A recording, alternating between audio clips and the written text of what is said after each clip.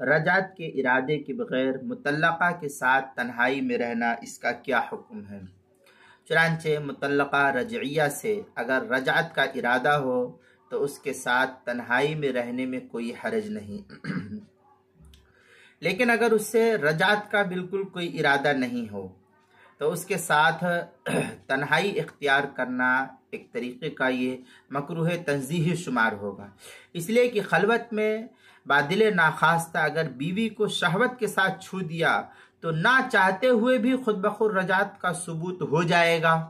اب اگر شوہر دوبارہ اسے طلاق دے گا تو بیوی کو 80 رنوں عدت گزارنی پڑے گی اور اس کی عدت لمبی ہو جائے گی، یہ بیوی کے لیے مزید مشقت کا سبب بنے گا، اس لیے بہتر ہے کہ تنہائی میں رہتے ہوئے اس سے خلوت کو اختیار نہ کیا جائے۔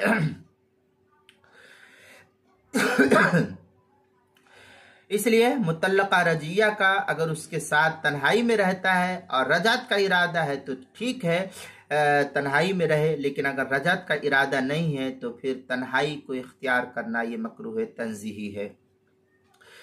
در مختار کے اندر ہے لیکن تکرہ الخلوہ بہا تنزیہا ان لم یکن من قصد الرجع، اس طریقے کی عبارت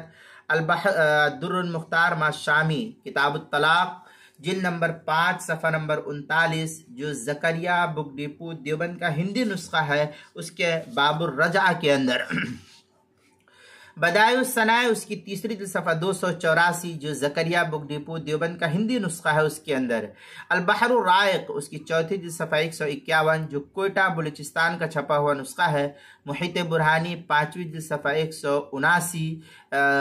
مسئلہ نمبر 5226 جو مجلس علمی بیروت کا چھپا ہوا نسخہ ہے، اس کے اندر فتاوی ہندیہ کتاب الطلاق جلد نمبر 1 صفحہ نمبر 472 جو زکریا بک ڈپو دیوبند کا پرانا ہندی نسخہ ہے، بحر الرائق اس کی چوتھی جلد صفحہ 56 جو کوئٹہ بلوچستان کا چھپا ہوا نسخہ ہے،